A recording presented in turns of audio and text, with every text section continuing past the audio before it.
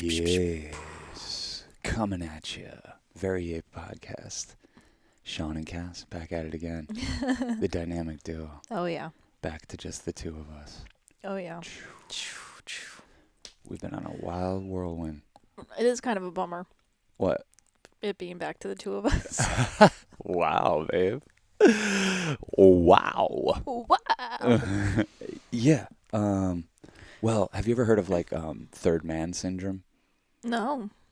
It's like, when people are walking through the desert and they feel like they're about to die. The first person to come up with it was on a wild Antarctica expedition with some people, and all of them claimed that they felt a third presence there. There's two people, and they call it third man syndrome. even if there's 20 of them. Yeah, just that there's another presence kind of with them, guiding them, communicating with them, talking with them. It gets that real.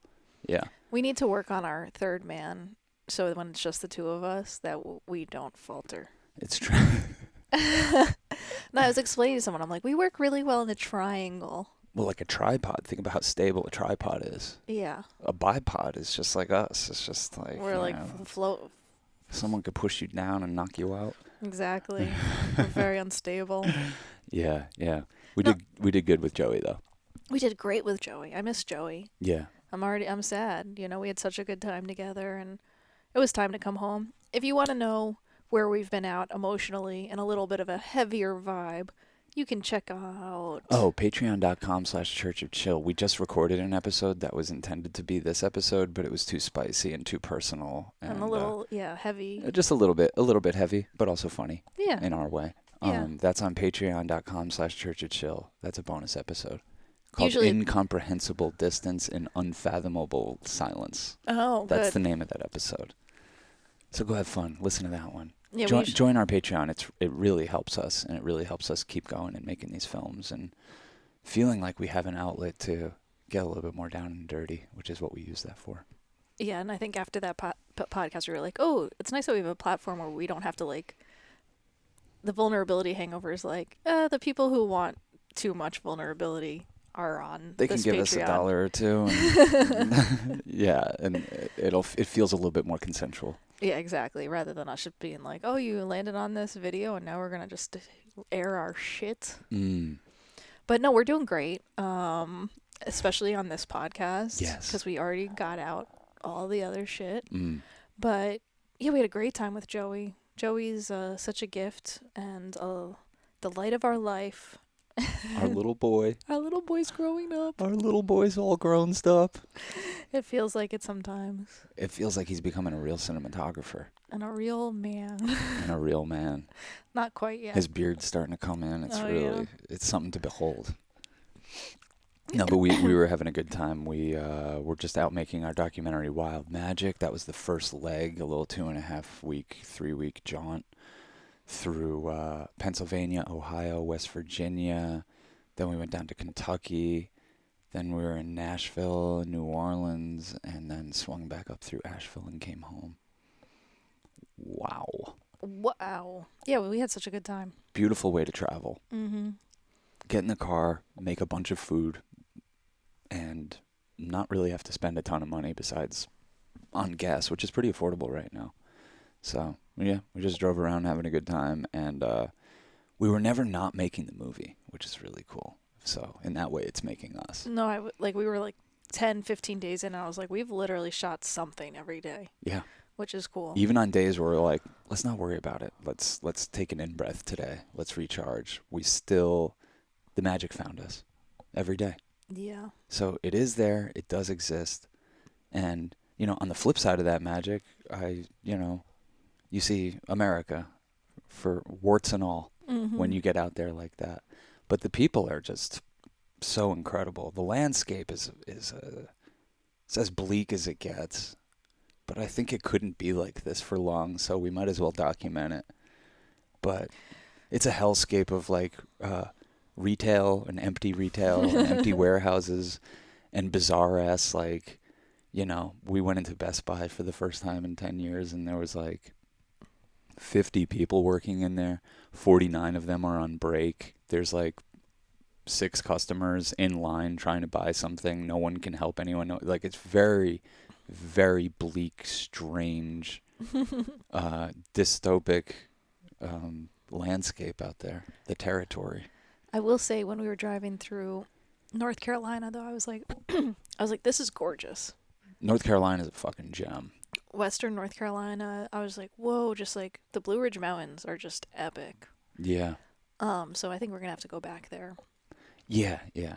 It's pretty cool. So we're going and we're taking a core sample of America's Magic and what it has to offer, and it's in it's in such unexpected places that's what we've just come to expect when we're in the unexpected places.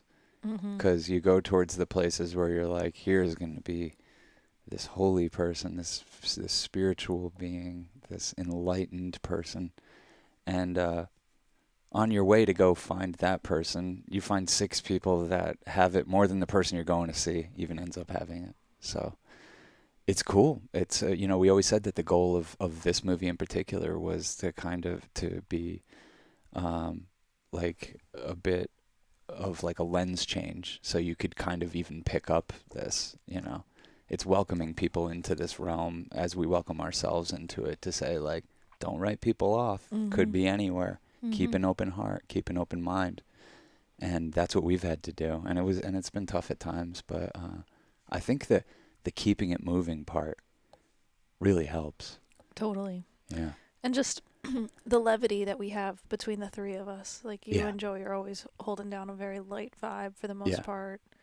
Joey especially, and we all have our moments. The fuck? What?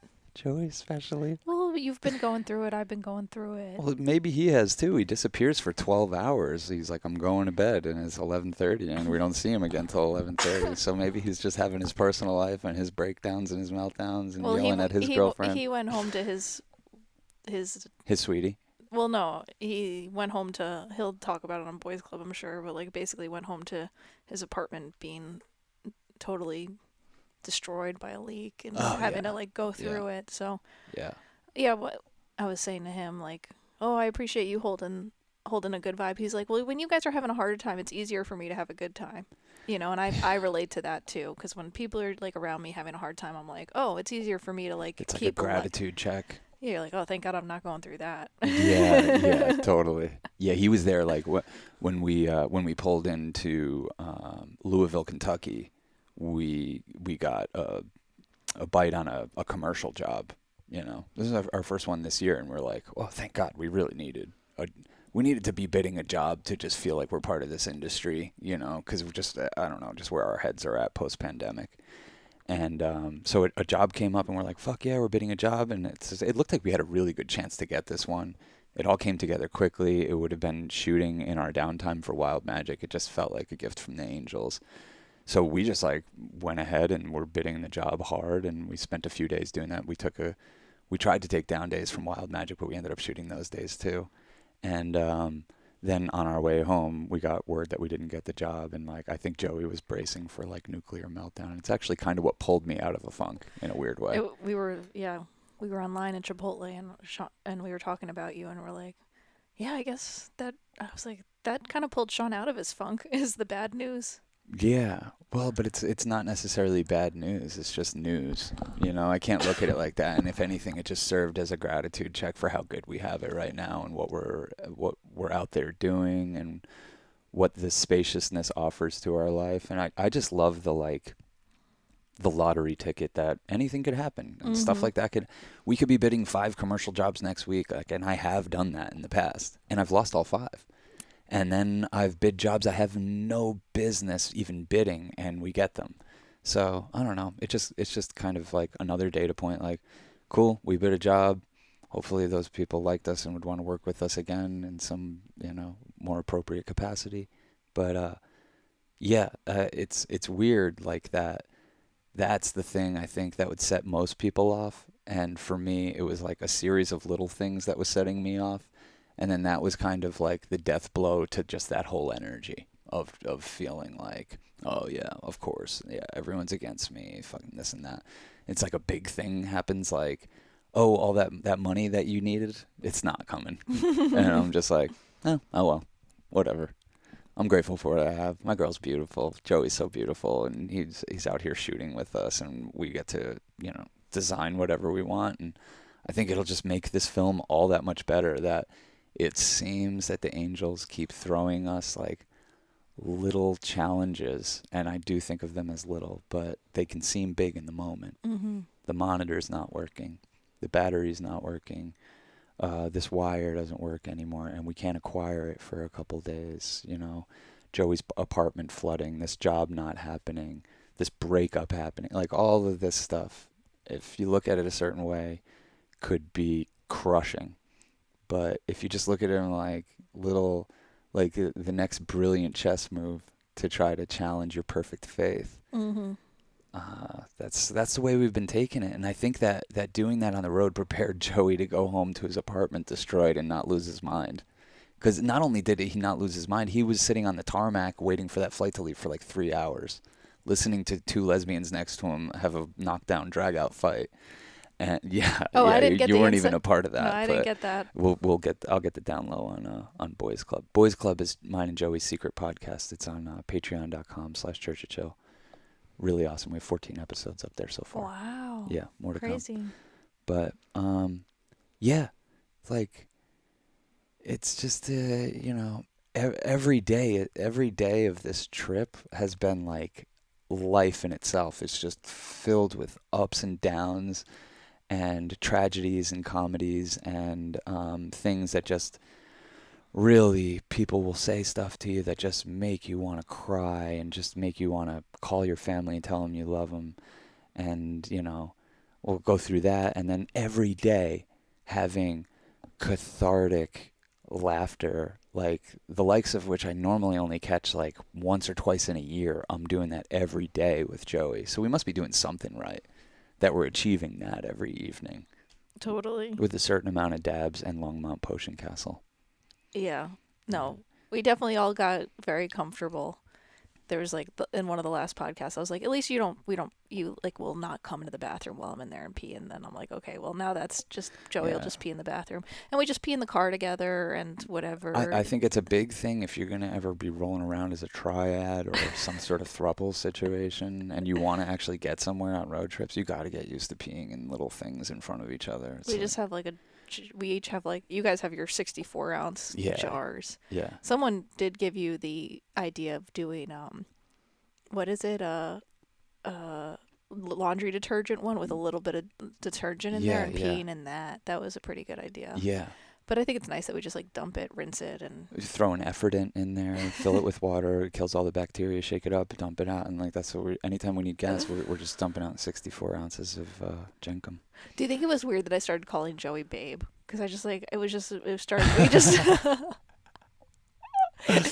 I don't care. I don't know. Got it's only weird if you think it is. I kind of stopped doing it, but I was like, I couldn't help it because I was like, it's just like a term of endearment. The first couple times you weren't talking to him, but he thought you were. So then, next thing you know, we're in the new territory. Yeah. No, but it's really nice. to call your friend babe. Yeah, that. Well, not even that, but to have we all talk about how nice it is to have such a joyous, loving, platonic friendship. Yeah. And what a gift it is that there's no complications in that department. Yeah, absolutely. I mean, that's the vast majority of our friendships. Yeah, but you don't usually. Every now and then it gets spicy, but you almost know that. But as far as spending that much time with someone, you know. Yeah. Oh, the fact that we get along so good and it's not complicated or anything like that. And, if it were complicated like that, we would have known forever. And because that, I don't know, at least for me, and I think you're the same way as me. So it's easy for us to navigate. If you're going to have sex with somebody the second that you interact with them. Right. I feel like, oh shit, we have work to do in that department. Yeah. If you're really listening, you can feel into that. You're like, oh no, you're a potential partner. I either got to avoid this like the plague, or give in to these lustful temptations of the flesh. Yeah, it's nice to be on hiatus for a second from lustful temptations. At least it feels like. Are we? Are we on hiatus? I mean, not from each other. Yeah, not even. Yeah, just. We're in the in-between. Yeah. It was so funny. Me and Joey were having a conversation, and someone overheard us. I was saying to Joey, like, I was like, we're single. And like somebody was like, wait, hold on. I just overheard you saying like, we're single. What does that mean? And I was like, I don't know. What do you mean? Like, exactly what I'm saying. Like, we're single. And I didn't even realize like how that phrase almost makes no sense. Because I'm referring to you and I, like we're single right now. Yeah. Like and to me, like having just been in like 5 or 6 years of on again off again throupling, like that feels like such normal nomenclature, and yeah, I see how weird that could sound to somebody else. Yeah. But it's true. And it's nice to be single. I think people can really enjoy being single, especially after like a lot of relationship. Especially when you're in a couple. Especially when you're in a couple. Well, even before we got into the part of, but I don't even know if I want to talk about it. But a lot of times I'm not looking for another relationship. I'm looking to have more of a relationship with myself. And sometimes that's where I get excited that you might have a relationship that I'm not. You can pawn me off on somebody. Kind of. Damn, my mom should have thought of that. My mom should have thought of all this with for your my dad. Yeah. I think a lot of women and men are maybe limited by their fears as far as how fun their life could be if they just pawned their partner off on someone else. Like everyone's like on such a threat mentality where I'm like like I'm trying to catch a breath, man. Yeah. My boyfriend's a lot. Yeah, exactly. And we run a company together, so we don't have like time away from each other or jobs or anything like that. But it's so funny because when you want to try to pawn me off on somebody, I'm like, wait, you're not interested? And you're like, no. And I'm like, oh, well, I don't think I am then either. Like, well, that's what's not fair about it. It's so not fair because you want me to do everything with you. And I'm like, okay. I love doing everything with you, though. I do. I love you so much. It's awesome. Yeah, no, I know. But it's all good, Well, we want to have a great summer. I think that's partly why like becoming newly single can seem not tragic, is because at least in the Northeast we wait all year for it to be like this outside, where I can just rip my shirt off and run, or I could be outside most of the day, get my proper vitamin D, hanging with the boys, hanging with the girls, meeting everybody, non-binary, it doesn't matter. It's summer. Yeah, no, we're all about it. Especially, I'm trying to line up enough shows that we're not spending so much money, but that we have something to look forward to. You need like one a month, but we're trying to do like one a month. One on the books per month, and then like one or two spontaneous. Mm-hmm. I think that are like maybe cheaper shows because they're spontaneous. We're trying to dial in like the recipe for a great summer. We really are. Like, how many summers summers could you possibly have left? No matter what, it's going to seem like a low number. You don't even want to think about it. It's less than 100, that's for sure. Which seems like too few. Yeah. So, yeah, we're going to see My Morning Jacket for the first time. Yeah, that'll be fun. I'm excited about that. That'll be good. That's up in Connecticut. If anyone wants to go, hit us up. The tickets for that are pretty cheap. Yeah, we were able to get. I don't know. There was a deal where we were able to get tickets for like $25 in, including fees, which was like, whoa. Yeah, that's pretty unheard of. Yeah. And we've never seen My Morning Jacket, and we've spent a lot of time with Jim James. It's so funny. It's so weird. It's so weird. We found out about, like, I've heard about My Morning Jacket like my whole adult life, and I never listened to any of it. And then Jim James put out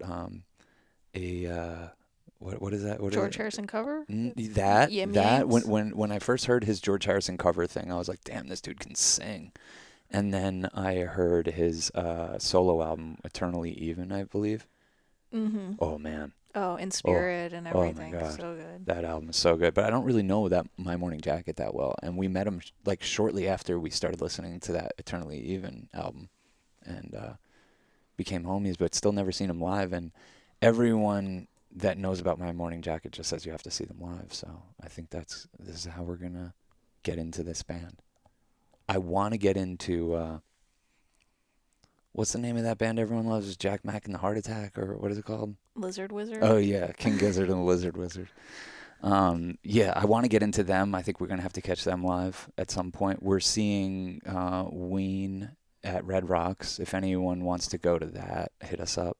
We're gonna be going with a bunch of homies, and we should all meet up before and go in together. I wonder if we should try to go to the Ween show in New York too. Yeah, of course. Do you think we're gonna be able to have a nice, comfortable evening here, knowing that Dean and Gene are down there? No, but I playing? think the Melvins are playing that night too, so we just need to figure this out. That's a tough choice. That's a tough choice because the Melvins don't play here that often, and we will go anywhere These are to the see hard, Ween. Yeah. hard questions. Why would they I play guess. on the same? What are the fucking odds that they'd play on the same day? Well, that's why we need to double check. We might have our misinformation. Yeah, I would. Hey, maybe we'll catch Dead and Company. I don't know why. I don't care. I've heard good things about this tour. Yeah, I mean they're gonna do it right. This is their last tour. I mean, SPAC's sold out, but maybe we can get a ticket last minute. yeah, I think we're a little soured on City Field because we've gone a couple times and felt like the sound was bad. yeah. I just want to be able to close my eyes and hear the music nice and loud. Well, that's why it's like we could couch tour. Mm. So when couch touring's available, it kind of feels like it's like watching a football game. It's like you could either be cold and in the stands, like looking from a distance, or you could like be comfortable on your couch and have the play-by-play up close and the replay and everything. I think part of the reason I was even able to make you my girlfriend is because a guy that you were casually dating in the city took you to a football game, and that was a mistake. He made a lot of mistakes, but I think That was the final blow, though. I don't know. My girl all cold outside watching little ants run around on a thing. Yeah. The way they built Giant Stadium, I'm like, it's also like just so breezy. Oh, that's every stadium. I'm It's like, just why would you have built it like this? It's like this is like winter sport. It's so cold. Yeah. No, sometimes people can come on a little too strong. Yeah, is that what happened? I feel Yeah. like I came out so strong. Well, maybe actually I didn't in a weird way. No, you didn't. I came off like, I'm here for you. I want you to be my girlfriend, and we'll hopefully work that out one day. And almost like I knew that would work out, so I could be loose about your You running be chill around. about it. Yeah, but this guy really wanted to date you. Yeah, He really wanted to. he like went on a trip and like brought a lot of gifts back, Mm. and I don't know. I don't really like that much. You'd only had a couple dates with him, I'd only had a couple dates. and then he went to Europe and brought you all this stuff that said Cass on it. And I remember seeing all these tchotchkes around your room, and it's so not who you are. And I was like, "What are you doing with all this stuff?" And you're like, "I don't know. I don't even know what to do about this dude." Yeah. Well, at the time, he was 38, so he was the oldest guy I had been with. You were 23. And now you're 41, almost 42, so now you're the oldest guy I've been with. But the body of a 19-year-old Exactly. bodybuilder. And I'm now the oldest girl you've been with, Yeah. Yeah. so, No, I mean, no. like, dated. Dated. Oh, seriously. dated. Yeah, definitely. Well, because before I met you, I had 2 relationships, and they were both like my age, but we broke up before I was 30. Yeah. I think we got a nice little experiences under our belt. I realized, like, I didn't sleep around, but I got enough experience before you locked me down. Same here. Same thing. I think we both got enough experience where we were like, cool, we're good. And then we got a lot of experience together. Yeah, one for the diary one day Maybe one day we could write a book or something. about all our fucking crazy Yeah. adventures. Yeah. I wish people that were interested in hearing those kind of stories, in person or digitally or whatever, were just very clear with us about that. You know what I mean? Like, yo, tell me about some of y'all's fucking crazy ass adventures. Because it just feels like a weird thing to talk about, and we have no one to talk about it with. So we just take long car rides, and we're like, remember that time? Yeah. That was crazy. Yeah, that was insane. And just so we don't forget that stuff, you know what I mean? Because, like, when you have stories you can't tell, like, sometimes they could just slip away, especially if you're a dab king like myself. Yeah.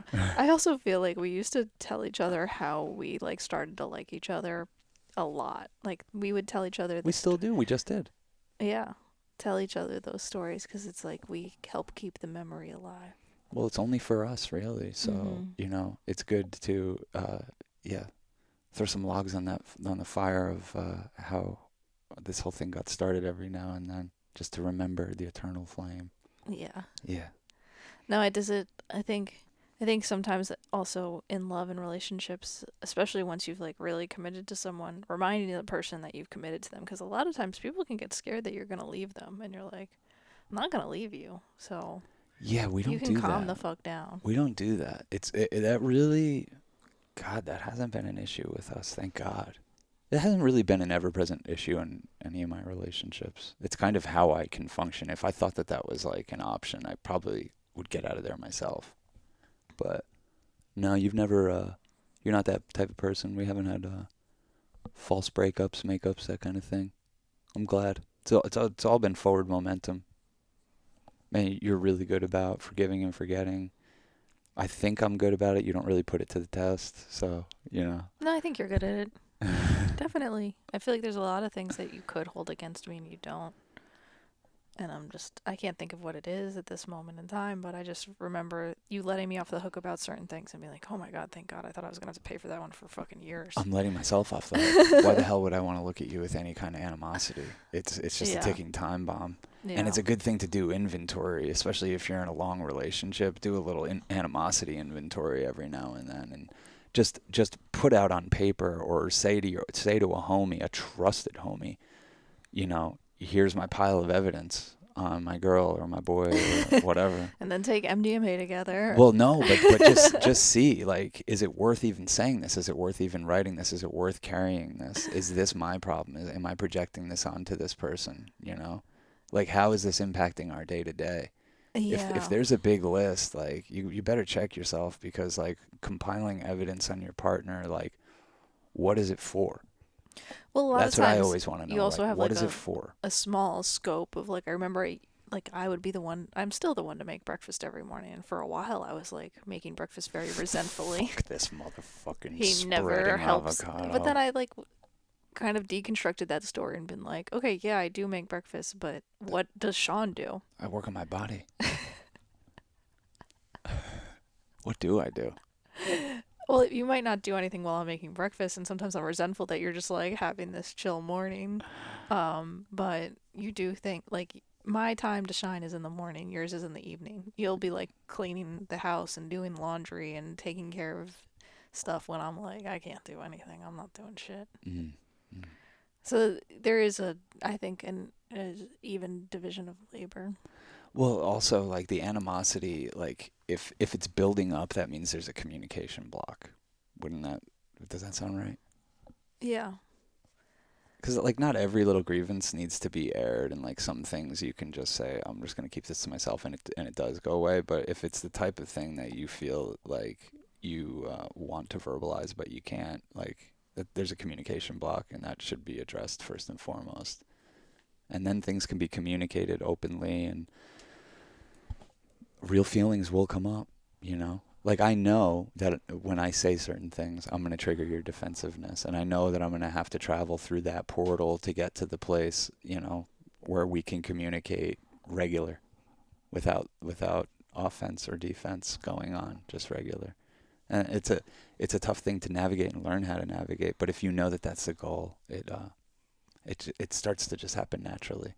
And if I'm building up animosity and evidence on my homie here, and the joke's on you, then I don't know. I feel like that's a good impetus to start communicating. Yeah, I think we've had to, the goal, like when we're at our best is when I'm not trying to make you offensive, you're not trying to make me not defensive. Yeah. Because I am defensive. Like that's my nature, and you kind of can be a little more on the attack, and that's your nature. And if we if we just kind of accept that about each other and say like, well, stop being so defensive. I'm like, but you're criticizing me. How can I not be defensive? What do you mean? Like, yeah, exactly. I don't know. Yeah, I think there's a world in which we have more mature, nonviolent communication, but since we're not doing it with the help of a couples therapist, we are going to slowly climb our way through this relationship. Yeah, definitely. We're gonna scratch and claw. If the Patreon blows up, we can afford therapy, and then people will get less interesting, but probably deeper podcasts or whatever. I don't know. I don't know either. Look, we have a good thing going, so it doesn't feel like we need to rush off to pay a therapist, even though that would probably help, I guess. I don't know. I get frustrated in therapy. Because you don't like someone acting like they're an authority figure or something. Probably. I don't know. It feels much more specific and nuanced than that. I a lot of times, and this is just very revealing about me, but I feel like I'm smarter than them. Mm-hmm. I feel like I have a lot more life and relationship experience than them. Especially lot more about friends. your own life, you know. That's what I'm saying. I just feel like on like the SATs or IQ stuff, but yeah, they'll dominate me. But in emotional intelligence and being able to read people and knowing what's going on, I feel like I'm very high IQ in that department. I think And you're that's too their high IQ that Yeah. it creates issues for you, because when you're always maybe a step ahead of even me recognizing how I feel, it can be frustrating Yeah. for you to see it and call it out when I'm like, hey, I'm just trying to fucking let me move past this feeling, Yeah. rather than you excavate it and Yeah, and you did the same to me. yeah. Yeah. Yeah. So in a therapy setting, I get very upset because I'm like, I'm paying you, and you're not even bringing any level of expertise to this. You know, so I think that in a perfect world, in a good, healthy, thriving community, they wouldn't be necessary because so many of your friends would fill those roles, and a lot of our friends do fill those roles, and you fill those roles, and my parents do, and Joey does, and countless other people who fucking put up with my unrelenting venting sometimes, and yeah, I think that it doesn't have to be so prescriptive, you know, and that's become like a new religion in a way. Therapy or bust. Yeah. A lot Like of if you're not going to therapy, you're fucked up and yeah. there's no way to communicate with you and stuff. Yeah.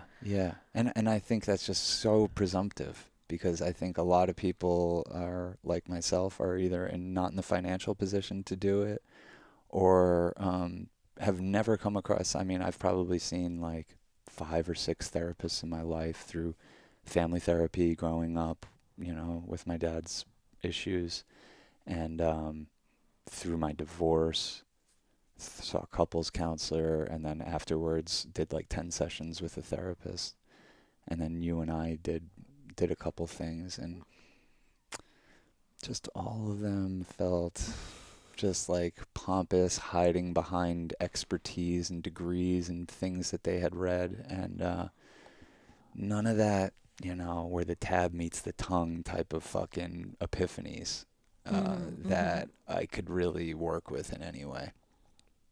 And maybe some people that haven't gone through like a succession of tragedies and people being ripped out of their life, those epiphanies would happen in therapy.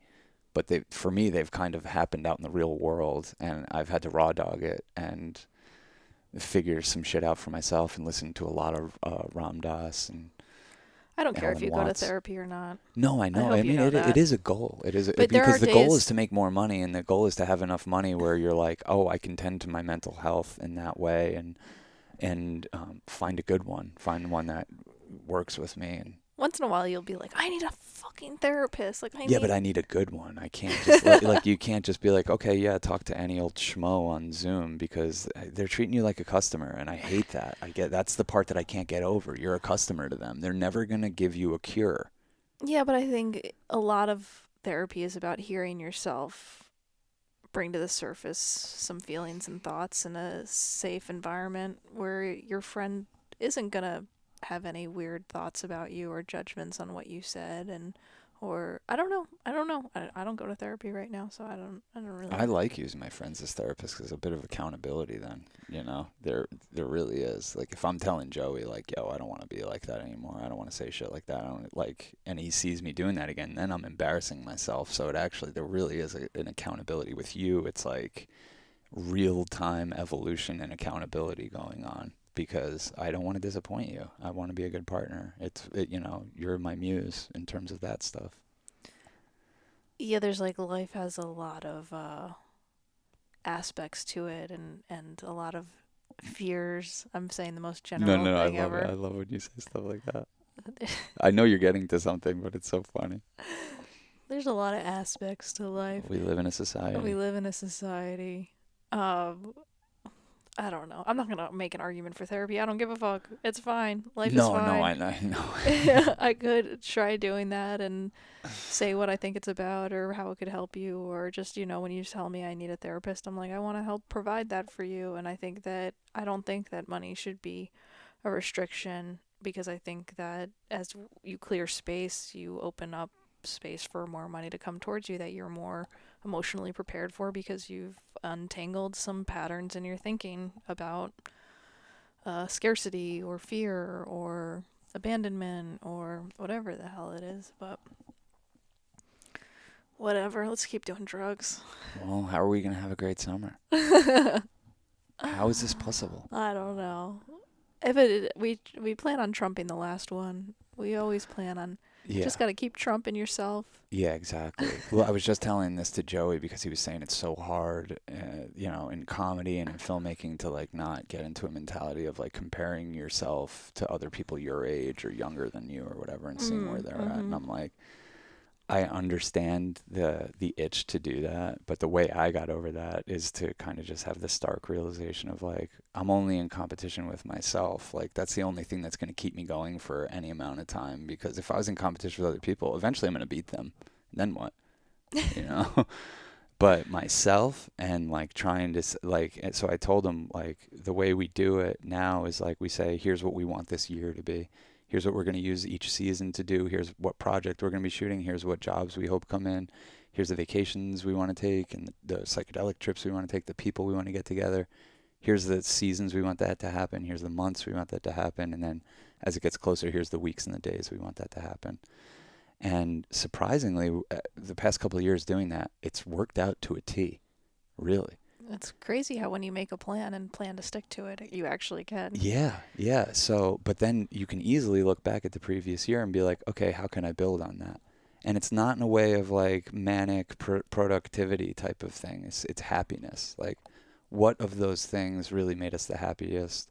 What didn't really work out for us? What can we avoid moving forward? And so far, that's been really working. Every year so far, since I've been keeping track, has been the best year of my life. Since we've been together, we've been really keeping track of that stuff. We're coming up on 13 years. Yes. Yeah, we're coming up on our anniversary of our first kiss. Yes. Very exciting. And I think it's only just gotten better and better. 13 years seems like unfathomable. Like, you know what I mean? Yeah. And I saw something about some couples were posting about on social media. I don't know how I got into this rabbit hole, but about the 7-year itch. And I was like, honestly, the 7-year itch checks out. I think there's a 3-year thing and then the 7-year thing. The 3-year thing, and we're speaking extremely generally, but the 3-year thing seems to be more like, are we actually compatible? Like, are we actually going to do this? Because 3 years could go by like that. Oh, yeah. The excitement, plans, love, oxytocin, getting to know each other, meeting each flowing. other's parents, Yeah. You do all those things. 6. Yeah, I remember my first boyfriend, I was like, we broke up around 3 years, and I remember after that thinking to myself, never, ever marry someone you have been with for less than 3 years. I mean, I'm saying as you get older, I'm sure the rule, no rules. You know yourself but better. That was the rule to my life, because I was like, whoa, I really thought we were doing this thing. And then I realized, you guess your head comes out of the oxytocin clouds. But it literally is that, and I know you didn't know that at the time, but it literally is that. That would be about the amount of time that the oxytocin would just naturally be wearing off. And if you're not doing a lot of stuff to keep it flowing, then yeah. Yeah, so, we're working on that IV drip. Yeah, and then the 7-year itch is like, I guess it's like, we're doing this, but is this all we're doing? Totally. Yeah. Should we spice it up a little bit?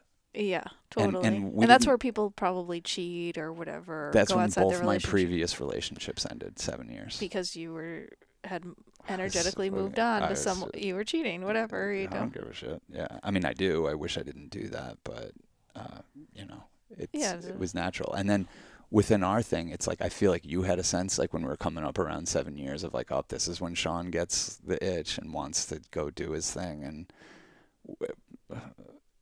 it just happened to us. It feels like, that's when It this just, yeah, rumbling just felt like started. karmically, like it was my karma for Yeah. having cheated on with you or whatever, and like it was just like, whoa.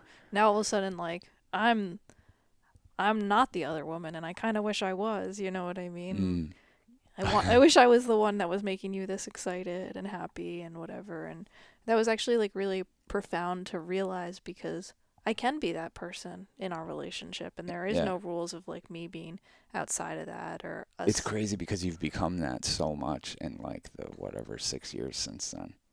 Yeah, because I love you, and I want to stay excited about you, and I want you to stay excited about me. It's Yeah. like very You just you've somehow attained like perpetual mistress energy, you know. yeah, Yeah. that's cool. Where it always feels like I'm getting away with murder, that you're even with me, and like it's good, it's exciting. It feels like you're my partner in crime. Yeah, You we have a really lot do of fun. support me. We have a lot of fun. Yeah, we've had a lot of fun. We have a lot of fun, and yeah, somehow we've been able to keep it like very interesting and exciting and loving. But Yeah. there is a 7 year itch. There is the 3 year oxytocin letdown, and Then then you what have to though? like build it back up. You have to like figure out your ways to recommit to each other every day. Keep it exciting. Keep it engaging. Keep yourself present with the other person. Yeah. Well, at the 7 year itch mark, it's interesting because the most probably overused stoner fact ever is like you're literally not the same person that they Mm-hmm. got together with. Yeah, so you have to recommit in a real way. Yeah. You have to just really double down, and I don't know. Yeah, life being in a relationship for this long, it's like it was really hard at moments, but it's only gotten better. Yeah. Yeah. Well, Yeah. when you know you're with your person, you can kind of go through thick and thin, navigate it with a little bit more grace, I think, than like the like not sureness, I think, that even a lot of marriages have. Mm, yeah. Yeah, that's the real killer is being in something you're not sure about, because then you can't fully commit. And when you can't fully commit to something, you can't give it your best. And when you can't give it your best, like, what are you doing? Yeah. Why do it at all? Yeah. Somebody was just asking us on this trip, like, why aren't we married? I feel like we don't get that question a lot, but it's interesting. Or like, do you think about getting married? And I was like, nah, that's for basic bitches. I I had was to like, bite my tongue to basically not say that, you know? I'm such a brat. I'm such a bitch. But it's like, I think marriage is such the dominant paradigm for me to call people who get married basic bitches. I'm sure be offended by that, but don't, obviously, because that No, would be so no. stupid. At some point you have to realize, like, yeah, getting married is like you're doing the American package, and that's cool because you can see beyond that of it's like a commitment to love and devotion and a beautiful thing. And honestly, it makes me very emotional that people like do that for each other and with each other. Oh, yeah, me too. And it, at some point it really did feel like the next bastion, where I like at one point told you like, hey, I just want you to know, like, I want to marry you, like, but not really. But Yeah. like, if that was a thing, I would, but not really. Like, I don't know. I was just trying to say, like, I just want to tell you that I love you Well, so I much. want, yeah, I want you to know that too. I do try to let you know that. Yeah, Like, yeah, yeah. No, I know. you are my wife. I don't need to sign a contract with America to do the American dream, because that's basically what it comes down to for me. Oh, I mean, our Like, fights are a little raw because we aren't married. I feel like, you know what I mean? There is a certain, like, because we don't do the fake breakups and stuff, but we can get in fights where it's like, well, fine, fucking don't do this anymore.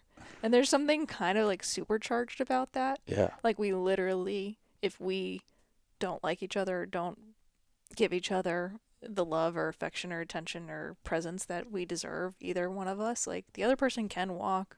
I yeah. mean, we're like We own don't need businesses outside together. parties. It's the same way we don't need a therapist. We don't need a lawyer. Like, and like when you start buying into this stuff and signing these contracts and going along with the American dream, you are going to need a therapist and you are going to need a lawyer. Yeah, You are. totally. And that's kind of the easy thing about marriage is to get out of it. All you have to do is get a lawyer. To get out of this, like, I would really, really, really have to go through some shit. It's deeply just between us, and there's gonna not be a third party we could call in that's going to be like, oh, forget about her, just sign this thing, forget about her, just give her this much money, forget about her, just make it into a deal, make it into a very transactional thing. It's an emotional thing. That's what it always is. That's what all love stories start out as. Right. And then we make them into this business arrangement. And next thing you know, the government's involved, lawyers are involved, and I've gone through a divorce. My parents probably should have. Your parents went through a divorce. What about this institution is calling us? Nothing. Especially when we could keep it together without that contract. Because imagine enforcing that contract. Well, I think that's the whole thing about it. Imagine enforcing your fucking marriage contract. I also feel that the way I want to love, and someone posted something about this that I saw recently, but the way I want to love is like by giving you the gift of freedom. Like that's the kind of way I want to love you, and I love anyone. Like, yo, No, you're very rare in that way. be free to be who you want to be and how you want to be. And I don't always stick by that, because like you don't always approve of what you see. I don't always approve of what you say or whatever, you know what I mean? Like we're in the Patreon only podcast, you'll hear me how I talk about how I stopped a podcast, or we didn't really get into specifics, but like, you know, I can get like judgmental of your outputs or whatever. Oh yeah, we had a really spicy one that Cass was just like, cut it off. We're not doing it. I was like, this is ugly. I was like, cut this off. I'm not any part of this fucking. This purge to merge. I'm getting vomit all over me, and I'm not about it. Jack Maniac-y over here. I'm like, I'm smelling vomit, so we got to cut this off because I can't handle it.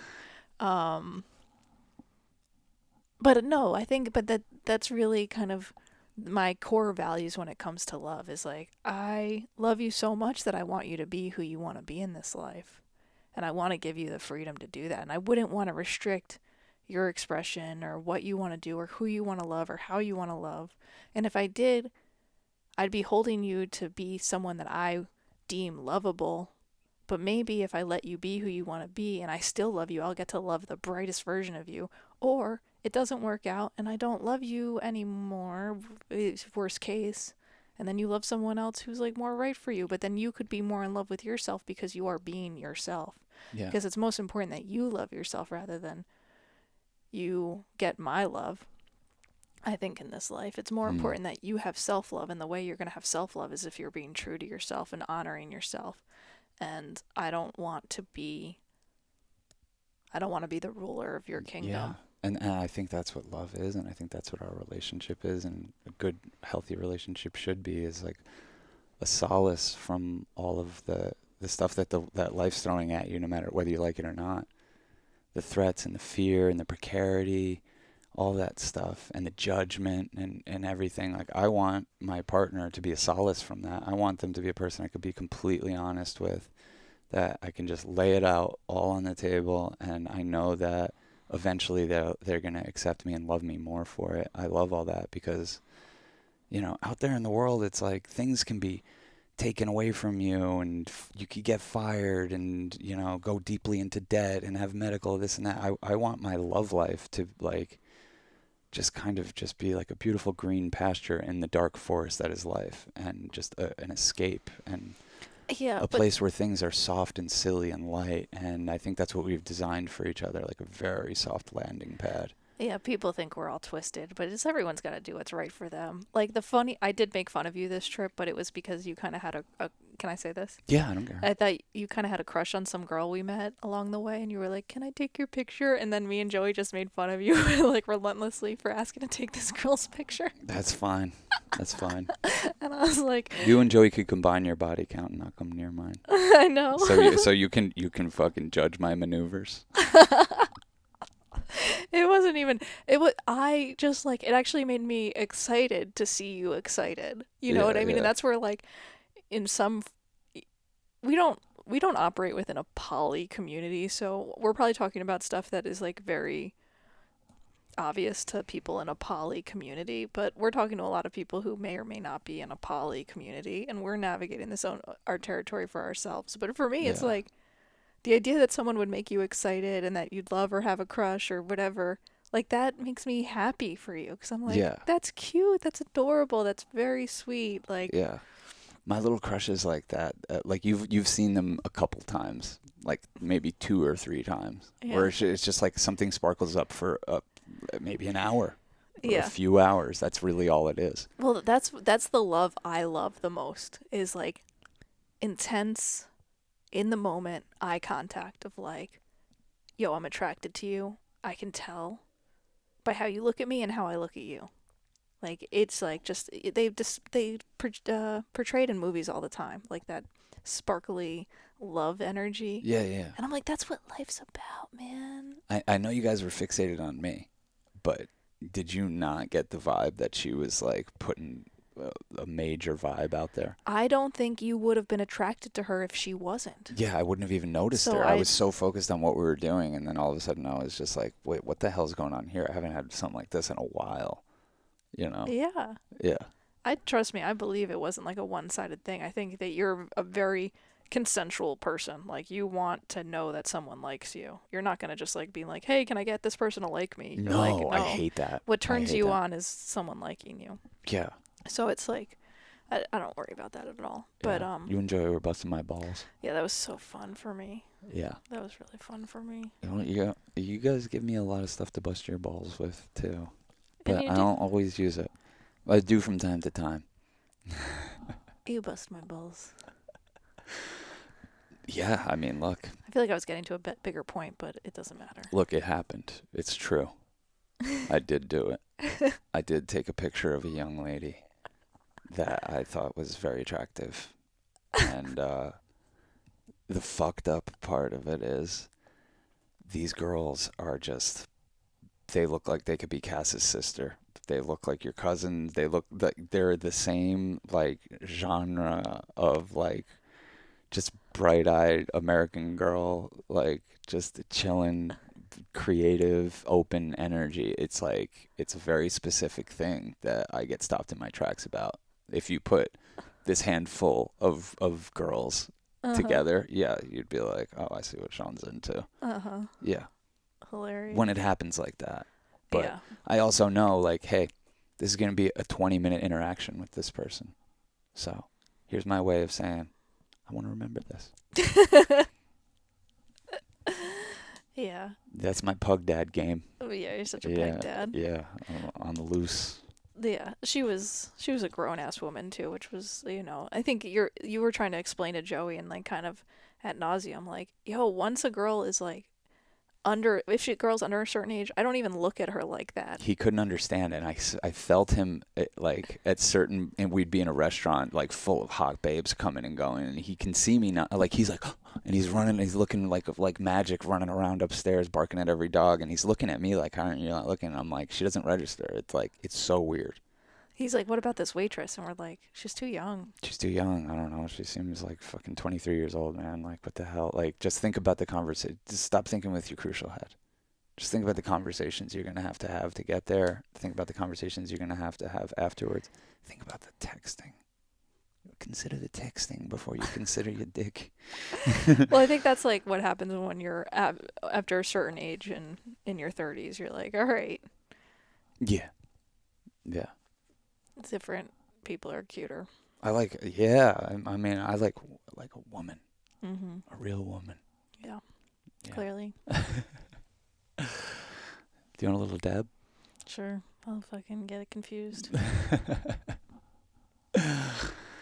Yeah, but I think that's kind of what's fun about this time of year. I think this is the only time of year you can really kind of catch those sparkles out in the wild that easily.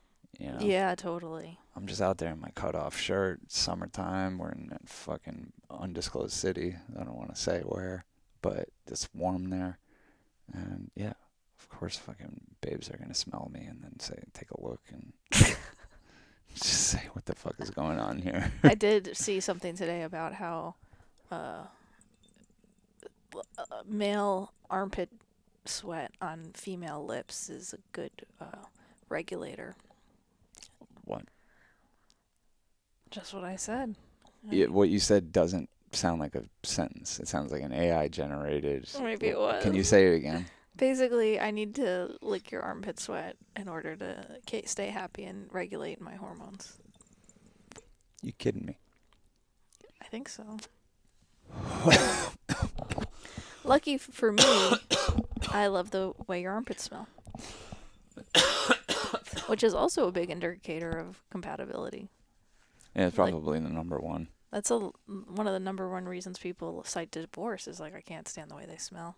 Yeah, there's probably things about my personality that are so obnoxious that you ignore because you like the way I naturally smell. Definitely. No, I'm just kidding. Yeah, I think we've talked about it before, but there was some sort of study about how like women that were on hormonal birth control couldn't detect the smell. They can That detect it, but they're less. Yeah, there's something where yeah, maybe you're right. Maybe they couldn't detect it, but compatibility based on scent is kind of moot when it's when you're on birth control. that basically is the point of this study, is it doesn't work as well.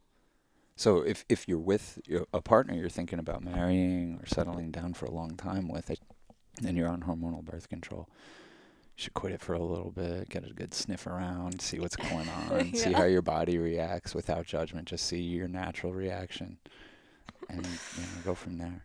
Totally. Yeah, so we're gonna try to have the best summer of our life. It's summer 2023. Hasn't even started, but it's off to a great start. It hasn't started yet, but I like the way we're doing it, where we're having like kind of a pre-summer. We're like doing the summer tailgate party. Mm-hmm. I like that. Mm-hmm. And yeah, it'll be kicking off officially probably for us like this weekend or next. We're gonna start partying, hanging out. I'm looking forward to taking some mushrooms and acid here and there this summer. I don't think Molly's on the slate right now. Yeah. Yeah, I think I've post breakup in the past taken Molly, not really thinking about it, and I think it just leads to more confusion and wild swings, and I'm trusting my initial instinct that this is a good thing, and I don't want to introduce some chemical that would have me questioning myself and questioning that. So I'm gonna wait till I really feel like I'm over this breakup before I introduce Molly into the scene. But acid and mushrooms are just good teachers for me, and I don't think they cloud my judgment the way Molly does sometimes. Well, now that we're still unemployed, we can take all the drugs. Yes, we are still unemployed and potentially unemployable. But we're it's a good thing. It. It's a good thing because it's like we're really just having to continue to trust fall into our artistry, and it's making. I can feel it when we're out there. I'm like, we're better at this than we've ever been before. We're firing on all cylinders. We're making our best movie yet. Like, it's so cool. It's so cool. I want to bask in it. I'll be sad when it's over because I can feel it that much. Like, we're making a beautiful mosaic of the vibe that keeps this country tolerable. Totally. And not just some fucking meat grinding, fucking retail, dystopic fucking nightmare, the way it could look. And the way the media portrays this country is to be very scared of certain cities, of certain people, of certain... We've gone everywhere. We've already gone into the deepest nooks and crannies that you possibly can and talked to just people from all walks of life. And there's nothing to be scared of out there. There really is nothing to be scared of. And I think we can help amplify a vibe that shows how connected we are and how entertaining and funny people are and how loose and light people are, and that not everyone is carrying their political beliefs right in the forefront of their personality the way that the media might portray. And we might not need all of these new rules we're coming up with. I think there's a common decency that is out there and a yearning to feel more interconnected. And that's what this movie's about. And I don't know, it might not be the type of thing that is a big seller. Don't say that. Well, I don't know. It just You it don't know. feels in stark contrast to almost everything we see. That's and not the vibe of how and everything. why we're making it. No, exactly. So I don't know. I hope it carves out some new territory for more stuff like this and more patchwork mosaic stuff. And like that's what I think this is a mosaic, but I think our whole career is. Totally. And our career isn't going to make sense to people till it's done. until the last little piece is put in there, and you can zoom out and say, fuck, they really got in there. They really dug around for the most interesting, bright, inspirational, cautionary characters that there could be in this country. They went towards every archetype. They went through fearlessly. We're conquering our fears. Like, goddamn, and we'll talk about this stuff probably on Patreon episodes, but like the shit that we've just walked boldly into with a camera already on this film. It's very exciting, and I don't know, it requires me to get over some shit. And it's good for me, and it's good for my spirit. It helps me trust people more. It helps me trust myself more. So it keeps me alive, honestly. Yeah. Definitely good adrenaline drip being out there, approaching strangers, and I love it. Yeah. Give me more. Yeah, more to come. And please join us for more on patreon.com/churchofchill. Like we said, there is a new episode called Incomprehensible Distance and Unfathomable Silence. That's a little too spicy for the normal feed. So check that out. That's on there along with this episode. All of our Church of Chills, which are our psychedelic radio show, and Boys Club. So Boys Club. Lots more to come. Peace, love, and magic, y'all. Thanks.